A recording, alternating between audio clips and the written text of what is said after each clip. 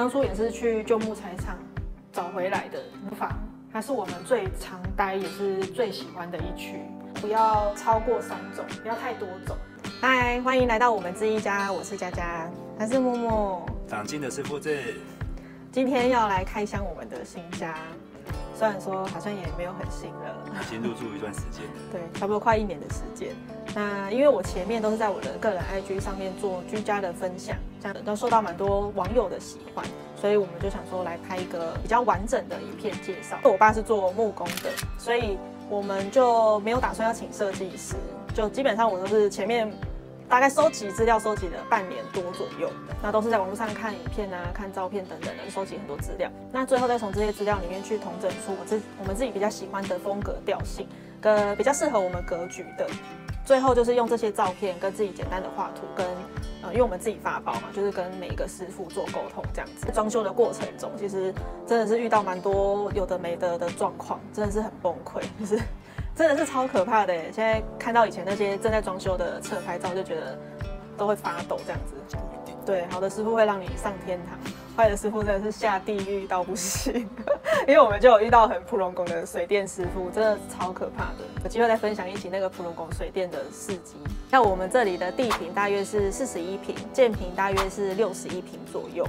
它在位于台南市区，其实算是有一点点的距离，大概开车要20-30分钟这样。可是因为我们2个都是比较喜欢开车的人，所以就觉得还就是很 OK 啦，因为我们也比较喜欢，就是回家是有放松的感觉。这边基本上旁边就是没有太多的建筑物，视野比较辽阔一点点。那最后我觉得装修完整个的感觉比较偏向自然生活宅的风格吧。对，因为我们没有用到太多的硬装，没有太多的装潢类，基本上都是用软装去做布置跟设计比较多，所以应该可以算是自然生活宅吧。我们就先从外面开始做分享吧。走。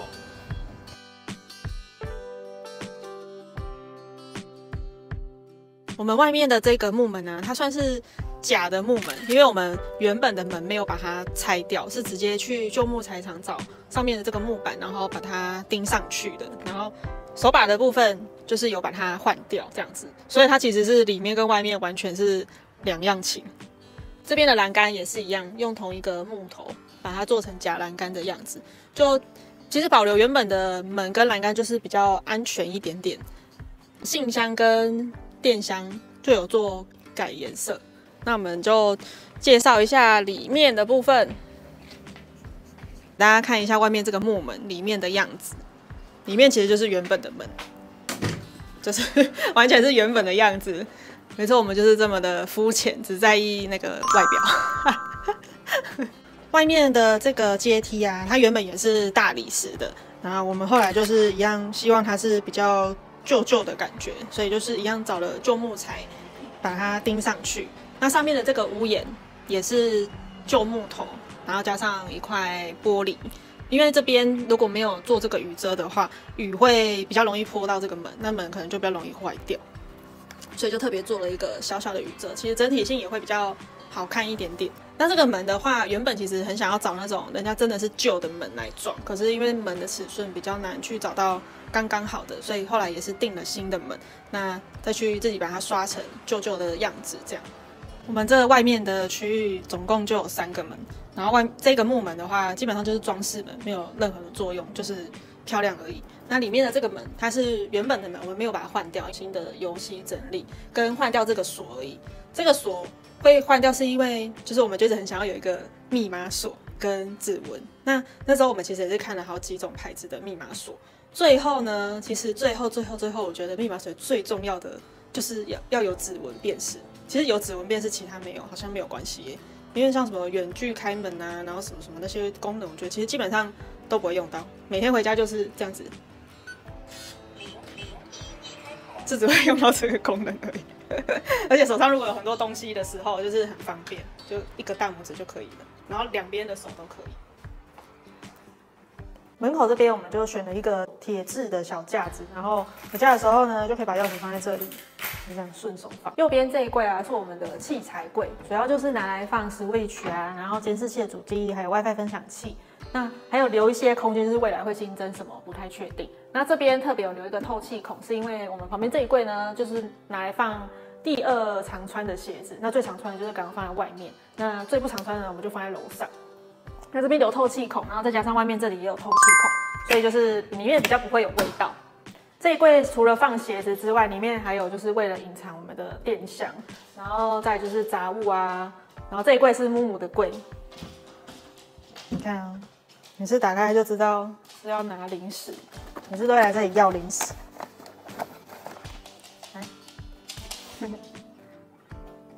再来隔壁这一柜呢，就是放一些生活的备品，里面有湿纸巾啊、卫生纸啊、口罩之类的这样。今天这一柜呢，就是我们的展示柜，那主要就是拿来放喇叭跟一些比较喜欢的小物。那这边这个羊呢，也没有什么原因，就是因为养父是姓杨而已，所以就放了3只羊，一家3口在里面。然后我觉得上面的摆设就是可以依照心情啊，或是季节去做更换。上面的这个层板啊，它也是旧木材，当初也是去旧木材厂找回来的。那一开始的时候，因为我爸爸不知道我要这种旧木材的感觉，他就一开始就先把它削平。结果我看到的时候就傻眼，他说怎么会变成平的？这超平的。那后来是我跟他借工具跟那个用具嘛，最后我就把它就是乱刻啊，乱弄，把它刻出这种旧木材的感觉。因为我觉得这边如果我不是放那种旧的感觉，就少了一个味道，对不对？在那边刻就刻了3天左右。对啊，毕竟我也没刻过，我就自己 DIY 刻出来。就是现在每次看到这个层板就会很有成就感，因为毕竟是我自己刻出来的。因为我们不是专业的设计师，我们没有画那个专业的设计图出来，所以所有的尺寸都是需要现场去决定。原本它是一面白墙的时候，你要去决定所有这个柜体的尺寸啊，其实还蛮难的。因为就像这个展示柜，一开始我设定的宽度其实是比这个还要宽的，然后他们做出一个雏形出来的时候，我就觉得好像不太对，就是有点太大了。可是因为没有东西出来的时候，我就是没有感觉。那他们做一个雏形出来的时候，好险我有在现场，就是感觉到不太对的时候，基本上都还可以再做调整。但是如果他们已经做完了之后，你要再调整的话，基本上就是要再花一笔钱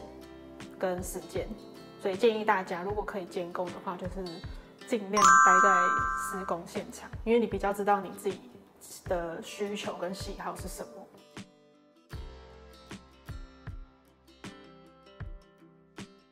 这里是我们的客厅区，那左边就是沙发，右边是隐藏柜。因为我们其实平常很少在看电视，基本上现在看电视都会用手机看新闻啊、看影片等等的，所以我们就决定不要装电视墙跟放一个电视的黑盒子在那边，反而是选择那个投影机，因为投影机可以做隐藏的，所以这个布幕我们上面是把它隐藏在里面，那要看的时候再放下来就好。那投影机我们一样是吊挂在上面，因为投影机有分那个远距跟短距嘛，那我们比较不希望平常生活的时候会看到机器在那边，所以就选择吊挂在上面。那隐藏柜的话，其实我们一开始不是这个颜色，一开始我们设定的是白色，就整体都是白的，因为想说让它是呈现假墙的感觉。结果后来涂完白色之后，就发现好像整体空间太白了，就整个这边都很白，少了一点点的温暖跟层次感。所以最后我们又去找了涂料，它是涂上去之后会有一点点蛋壳纹的那个痕迹，就刷完之后就觉得对了，就是要这种感觉，这样整体空间会比较有层次，也比较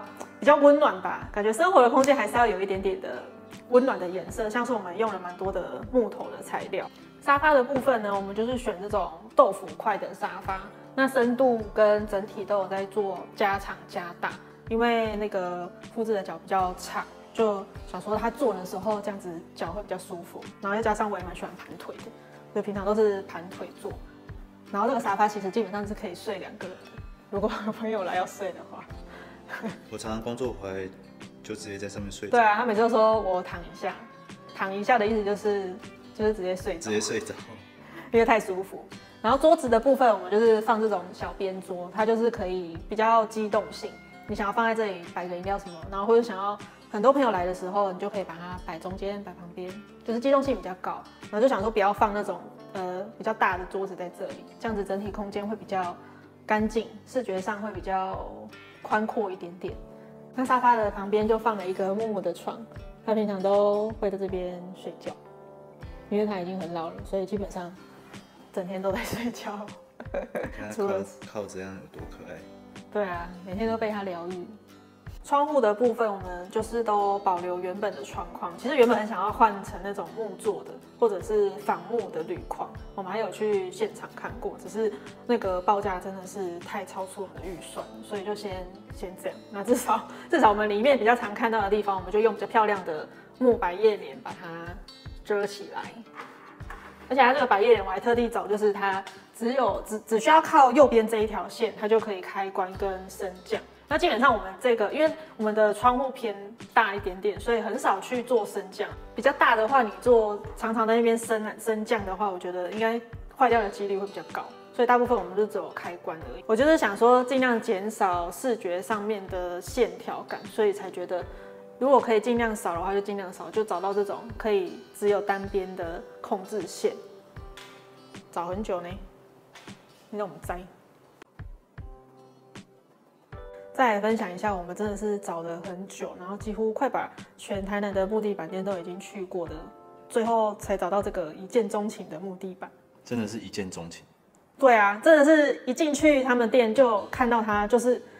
它了，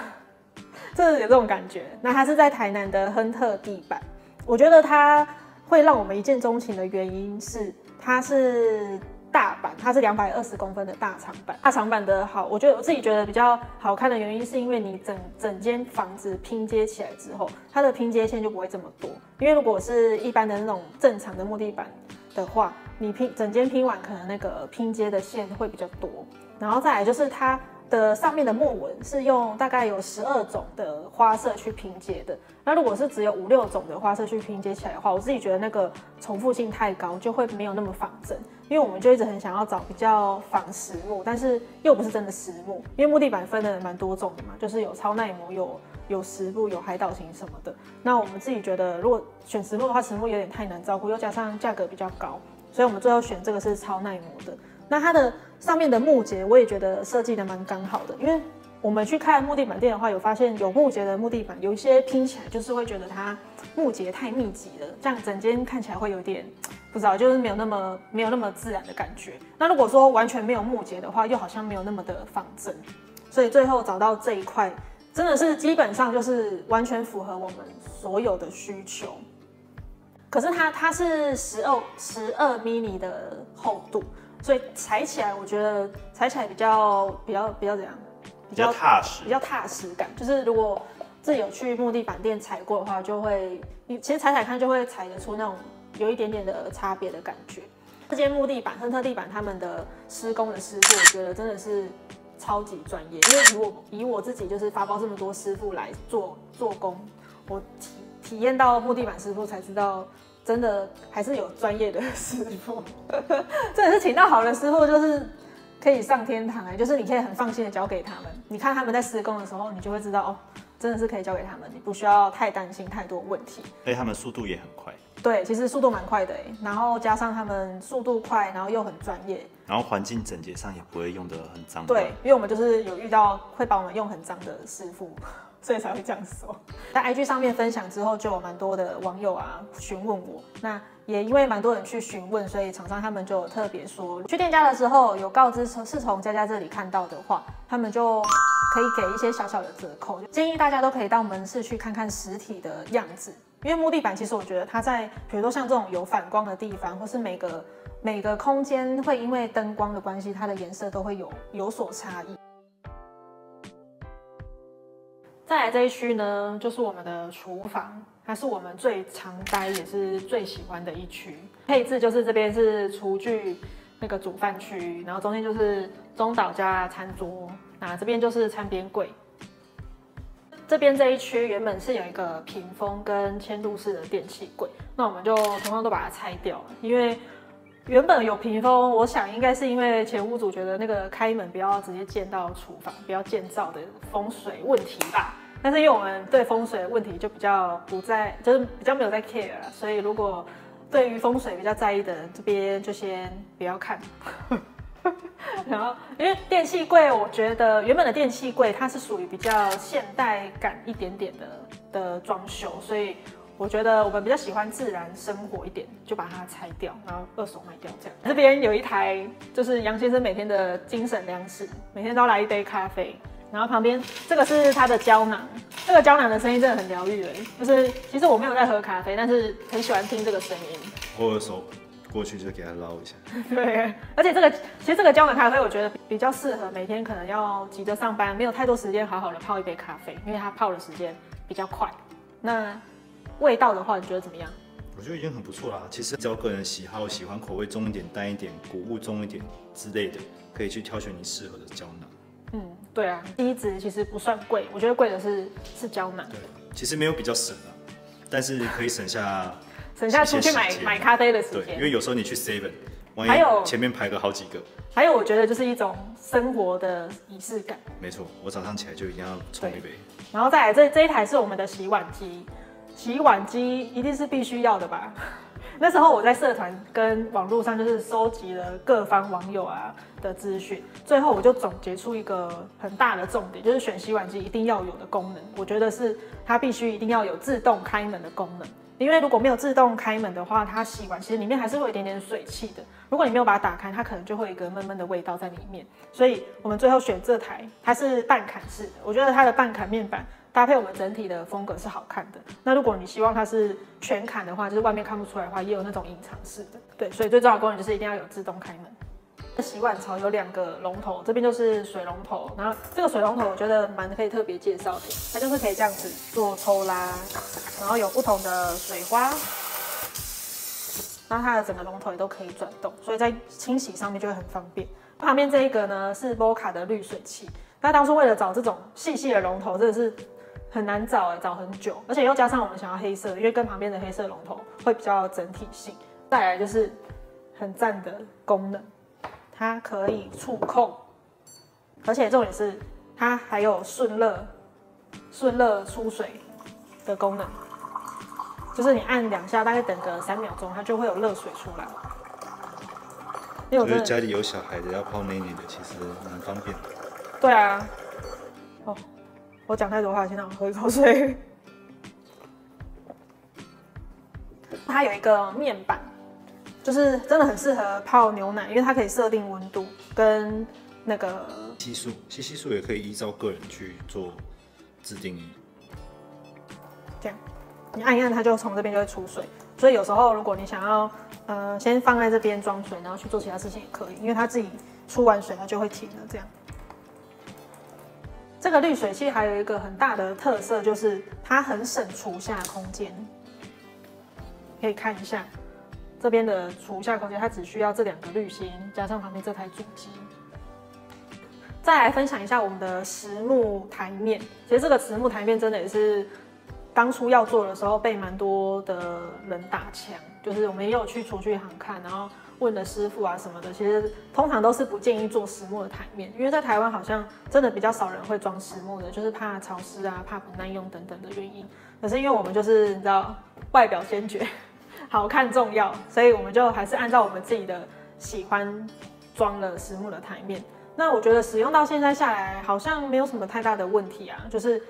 要做好防水啊，就是我们涂了蛮多的防水层。那这个实木台面是我自己去木材行订一整块的大板子回来给，因为我们厨具是订 IKEA 的，当天安装的时候，那个师傅就会做裁切，然后安装这样子。讲到厨具的话，我们也是有去厨具行看，但是后来就发现好像比较喜欢 IKEA 的这种质感，所以最后就选了 IKEA 的。那 IKEA 的定制过程呢，就是它有一个线上的规划软体，你可以在家先用电脑大概去配置一下你想要的位置跟尺寸，然后再带去现场，要先预约，然后再去现场跟他们的规划师讨论设计，这样之后就会有一个算是师傅吧，他会来现场场看一下，到时候安装的时候会不会有什么问题，有需要调整的，然后还要再去 IKEA 做最后的确认。反正这中间过程中呢，我们去了蛮多次的 IKEA， 真的要一直去哦。反正最后，他会先把货送来，之后再安排一天做安装这样。那安装的时候呢，你就要先把所有的，比如说像洗碗机是我们额外买的，你就要先准备好在现场。然后反正所有你要安装在厨具上面的东西，都要记得先是放在现场，他们才能帮你做安装。但是其实就算已经去了这么多次，然后设计来回确认什么的，到安装的那天，其实我们还是遇到了问题。所以其实最后的完成品跟当初设计的设计稿还是有一点点的不一样。我觉得也是还好，我当天就是有在现场，那遇到了问题，我们就是现场在做调整。虽然现在讲起来好像很轻松一样，其实当天真的是差点崩溃，就说天哪，怎么办？因为现场要去做任何一个决定的时候，都会好难哦，就很怕。我觉得就是很怕做错决定，因为毕竟你装上去就是基本上就是用一辈子吧，比较不太可能再去做调整。再来分享一下我们的碗盘收纳，我特别选了这种碗盘收纳架，可以让碗盘就是排站，很清楚的看到每个碗盘。因为以前的收纳方式就是把碗盘层层的叠在一起，那其实通常这样子，最后基本上都只会用上面的那几个，最后可能就是下面都没有在用。所以像这样子可以把它们很清楚的排列的话，我觉得使用上就会很方便。而且它很方便的就是它的分隔很好去做调整，因为之前我先买了一个其他的收纳架，发现它很难使用，就是没办法去做分隔的调整。那这个的话，它可以很好的调整，那它整个都是可以水洗的，所以就很好用。那这个也是我分享之后有蛮多人询问我，所以后来就去跟厂商谈的团购价，在我们的选品卖场现在都可以下单。这一柜呢，就是主要放木木的保健食品啊、罐头，上面这里就有茶包区。旁边就是放煮饭的炒锅、汤锅，下面就是放那个平底锅跟锅盖。这边就是放调味料的地方，然后会设置在这边，就是刚好可以这样子单手，很方便。煮饭的时候就可以比较让桌面保持整洁，不会太凌乱。这个地方呢，原本是瓦斯炉，那我们因为想说我们是做开放式的厨房，所以就决定把它换成 IH 炉，这样子没有明火的话，可能油烟就不会这么多。那上面就是装抽油烟机，但是需要装比较吸力比较强的抽油烟机，而且它使用上我觉得蛮方便，就是不像旧式的抽油烟机都会有那个油要洗，它是一片式的，这个可以这样子，就是这样拆开。再来这个位置呢，是特别留给气炸锅的，因为以前使用气炸锅的经验，我会觉得它的烟算是蛮多的，所以我就觉得放在那个抽油烟机下面可以刚好吸它的油烟。当初设计的时候就有特别留这个空间给它，这边有特别做加宽。中间这个区域啊，其实原本是玻璃，好像大家蛮多都会用玻璃，是为了比较好清洁。那我们就觉得比较喜欢瓷砖的感觉，所以就决定要这边是贴瓷砖。那在清洁上面，其实我觉得不会到不好清洁耶，因为它也是亮面的，所以其实基本上有油垢什么的，就是用抹布擦一擦就掉了。而且其实抽油烟机够强的话，油垢其实也不会到太多。我觉得还有一个很大的重点就是我们也很少煮饭。其实我们不是每天开火啦，就是有空才会偶尔煮一下，所以就很 OK。然后上面这个区域啊，像白色这边，其实上面的这整面的白墙原本都是瓷砖，那我们就把它抹平抹掉，变成是白墙这样子。我们的这个瓷砖呢，它是属于腰变款的，就是它颜色上会有一点点微微的落差，所以我觉得整体感装上去会比较有一点点层次感的感觉。这边是放调味料的。而且这个调味料罐有一个特色，就是它这边有一个刮板，你可以很好的刮出一瓶匙。上面呢，它可以放干燥剂，可以防潮。然后大的优点，我觉得就是长得很好看，因为我们不是把它放在里面的，是外放式，所以这样摆在这里就算是一种装饰品了，就会比较疗愈这样子。现在在我们的选品卖场都可以下单。有需要的话，我都会把链接放在资讯栏的地方。这边是我们的中岛，那中岛也是在 IKEA 定制的。我们这边放了2个电器，一个是饭锅，一个是微波炉。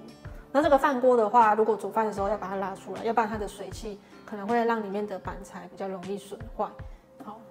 那旁边的微波炉啊，其实一开始的设计，有点小失误，就是它原本也是做这种抽屉，然后这边有个面板。我们就发现这样子要打开微波炉根本没办法开，所以后来就是有在做一些调整。所以有时候其实前面虽然说已经有设计图、设计稿，但是你真正的使用的时候，还是会发现有一些问题。那上面这一个小分隔呢，是放完微波炉之后，我就发现，这里还有一个空间是用剩下来的板材再去把它装上去。那刚好这个空间很适合拿来放铝箔纸啊、保鲜膜、收纳袋之类的。我们的餐桌台面跟刚刚的厨具的台面都是用同一块木去做的。那这个就是请我爸做出来的餐桌。中岛跟餐桌我们就是刻意把它并在一起。那这边特地留了一个插座，因为我们平常可能有时候会这边吃火锅的时候可以插电磁炉，不然就是会在这边用电脑，那可以充电，手机也可以充电。反正插座我觉得多做无害，对，就是我可以尽量留插座的地方要尽量留插座，这样子你就事后不用再拉那个延长线，会破坏那个视觉上面的美观。延长线有时候很容易去扯到。对啊，所以插座像我们的餐边柜这边就留了超多的插座，因为这边本来就是设计要拿来放小电器的，所以这边有特地留了一排的插座。虽然说这个插座那时候设计的时候，我也是就是差点被普龙宫水电气死，因为一开始的时候我就有跟他说，我这边的插座是要水平的。我当时就是发现好像有一点歪歪的，然后他跟我说那个事后都可以再做调整。然后我就只能选择相信他，结果后来就是安装插座的那一天，我就发现他还是歪的，然后他就不认账，他就说哦那个不是他的问题啊，就是要请泥作师傅用啊，还是什么什么，反正就是推卸责任。所以就是建议大家要尽量就是白纸黑字，要不然就是当下就要坚持请他做修正。后来我就是只能安慰自己，就是电器放上去之后还好是不太明显，不然的话我真的强迫症真的很难接受看到那个插座是这样歪掉的，真的很气眼。那普龙宫水电真的是可以做一整集。那上面的小家电啊，颜色也都是有挑选过的，就是尽量是以大地色跟白色系为主。那有一些像这个就没有选到全白，是因为我觉得这样可能整个空间上会稍微再多一点层次跟温度。这个餐边柜也是超多人问，被问到爆表。它是我在淘宝店找到的，因为其实我找了超多间，然后那时候就是开了超多网页，然后就一直看，因为我很怕选到的木头颜色是跟刚刚旁边的颜色不太一样，就是木头颜色我觉得需要比较一致性，这样子这整个空间才不会太复杂，所以就是为了选颜色跟整体的型，然后又很喜欢藤边，所以就希望上面又是有一点点藤边的元素，最后找到这一个藤边柜真的是还蛮满意的，就是因为它使用上也都整个质感蛮好的 ，CP 值很高。它抽拉都很滑顺。对啊，就是真的还蛮好用的。下面这里有放一个果干机，这个是为了烤母母的肉干。其实这个调理机也是为了烤母母的肉干，就是可以很好的切那个鸡胸肉，就是可以不用手切，机器切。这边这个小小的隐藏门就是我们的储藏间，里面呢，其实不用太弯腰，因为这个储藏间我是刚刚好的。然后里面呢，我们就是放了洗地机跟扫地用具，还有所有其他的工具。那这个洗地机我真的觉得超好用的，它很好用的就是它是扫地跟洗地同时进行，所以可以很省时间。这个我觉得非常需要在另外一集做介绍。这个工具的地方呢，我们就是选那个 IKEA 的洞板来把它做分类，然后挂在上面。其实要使用的时候就很方便，可以看到每个工具的样子，就不用在工具箱里面翻找，蛮推荐给大家的。这边我们放了一台除湿机跟空气清净机，那其实都是选白色的，因为我们其实要买回来到这个家里面的东西，都是需要经过非常严格的筛选的，不管是颜色啊还是外形，不然的话很容易就会破坏整体的感觉。所以每一个小到那种小螺丝钉，我都要盯，都要管。我整个装修过程，真是被很多的厂商啊什么都应该觉得我是一个很奇怪的人吧。应该认为你是神经病。对，我真的觉得我会被当神经病。这边的话就是客房，其实一开始设定是客房，结果后来不小心变成复制的工作间，所以呢，现在就被他用的有点乱，我自己觉得很乱。等我有一天改造那个工作间再来开箱。对，我们之后再做改造，这样现在就先不介绍它。但是这里的门片呢，我们都有做改颜色，但是没有换掉门，就是只有改那个门的颜色而已。这间的话呢，就是我们1楼的厕所。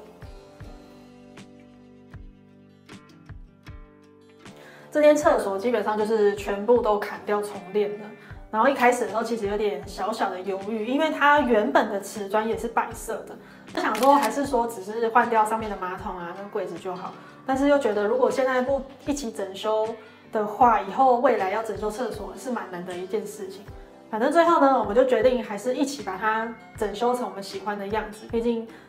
可能就只会整修这么一次，然后也是要住，基本上应该是住一辈子的地方。最后整修完就觉得，还好有整修，因为整修完的样子真的是我们很喜欢的样子，看到心情都会蛮好的。对啊，就连上厕所的心情都要顾一下。瓷砖的部分呢，我们是只有贴一半而已，然后上面是做油漆，就是其实这上面涂了蛮多的防水层。虽然说一开始的时候，因为这边还是有一个淋浴的空间，就是也是一直被打墙，但是我们就觉得我比较不喜欢就是整间贴满瓷砖会比较密集的感觉，就还是决定把它留白，然后只贴一半。那因为这间其实也很少会有人做淋浴，就是很少会有客人来吧，一年大概只有几次，所以就觉得应该也还好。瓷砖的部分呢，其实我们那时候去瓷砖行，其实我们也是去了蛮多间的瓷砖行，还跑到台中啊、高雄啊都有去。其实瓷砖在瓷砖店的时候，真的会看不出它实际贴完的样子，还有尺寸。我觉得尺寸真的是在装修过程中最难的东西，因为它放在不同地方的尺寸的感觉都不一样，所以呢，建议大家可以跟厂商、跟店家要样本，到现场去做比对，还有颜色，所以颜色也很重要。这边还有一个小小的细节，就是这个瓷砖啊，有特别拿去做切斜角的加工，这个是我自己找到一个瓷砖的加工厂，然后拿去给它先切。因为如果你没有做这个切斜角的加工的话，瓷砖跟瓷砖它是会变成，要么你就是这边会是瓷砖的边边露出来，要么就是要另外用手边挑。那这两种我都觉得不好看，所以就是要提早去把瓷砖做加工的动作，它才能是贴完是长这个样子。这边分享给大家，我的灯是做感应式的，原因是因为我们家的木木他会自己到厕所来上厕所，所以就怕他晚上来厕所的时候会太暗，所以我们就用那个感应式的灯。水龙头的话就一样是以黑色的为主，其实黑色的一定会有水垢，因为我们还没有装全户软水的，就还是会有水垢啦，除非你常常去清它，但我觉得不影响使用啦，就希望有全户软水的厂商可以那个可以看到我们，帮忙一下我们解救我们的水垢。那时候我为了要让这个排水孔是在这个六角砖的正中间，也是烧脑了很久，因为我们请的那个泥作师傅他是没有给我们瓷砖计划，因为他是比较属于那种老塞的类型，所以比较新的那种电脑什么他可能比较不会吧。然后我就跟我爸讨论说有没有办法解决这个问题，因为我觉得如果这个排水孔它如果刚好卡在这个六角的中间，或是这样歪歪的话，我真的会很难受毕竟就是强迫症患者看到这个一定就是很痛苦。所以那时候为了要把这一块刚好是在正中间，我们就自己用手工的瓷砖计划，就在那边切那个厚纸板啊，在那边排，就是我爸帮我们排算出这个距离，所以那时候才有办法把这一块刚刚好的设立在正中间。但是我觉得比较新的师傅应该都有办法用电脑去做计算了，对，可以询问看看。对啊，就是大家要记得排水孔的位置也很重要，会影响最后的视觉美感。而且其实那时候一开始我们的泥作师傅还就是很坚持的跟我说，那个没有办法啦，那个没有办法算。然后最后完成的时候，他还刁我说：“完成你的梦想了哈。”还要刁一下，真的被他气死这过程中真的是会被各种师傅给气死。这边的洗手台的台面还有那个层板都一样是跟刚刚厨房用同一块木板、同一个颜色去做的。然后下面的柜体的话就是 IKEA 的，上面的话面盆啊、水龙头啊、镜子啊、灯啊，这些都是从各个不同的地方分别找来，再把它们装在一起。这个水龙头一样是选黑色的，然后一样是希望找 logo 不要那么明显的，所以它 logo 就是在下面而已。然后整体的话，我会建议大家就是同一个空间、同一个区块的颜色不要超过3种，不要太多种，所以我就会尽量是黑色，然后这边就是黑色，上面的灯也是黑色，就是让整体的空间颜色不会到太复杂。分享一下这个止水墩，它原本是大理石的，但我觉得大理石的跟里面装修风格可能会没那么搭配，所以我就一样加工的时候就先去切这个六角砖的中间，然后拿来做这个止水墩，连上面的边排啊，比如说你是要对齐的，还是要这样错开的，都是那时候跟师傅沟通讨论的。我觉得用这个止水墩加分蛮多的，就是小细节。因为它原本是黑色的止水墩，其实蛮不好看的。哦，原本是黑色吗？我已经忘记了。原本是黑色的止水墩。哦，那真的是不行结果1楼我们就不小心的讲太长，因为太多东西想要分享了，我的声音已经烧瞎，整个大扫下变成男生的声音。对啊，也太难听了吧！真的是辛苦大家的耳朵了。反正我觉得应该是因为我们整个装修过程都有参与，然后很多地方也都是我们自己有亲手 DIY， 所以太多故事可以讲。那我们2、3楼呢就会分成下集再跟大家做分享。那平常呢，我会在我的 IG 上面分享我们的装修过程啊、居家生活美学等等的。如果大家对我们家有兴趣的话呢，欢迎追踪我们的 IG。什么问题想要问的话，欢迎在下面留言。可以回答的问题呢，我都会尽量的回答。其他的资讯呢，我会把它放在资讯栏。我们这一家下次见喽，拜拜。拜。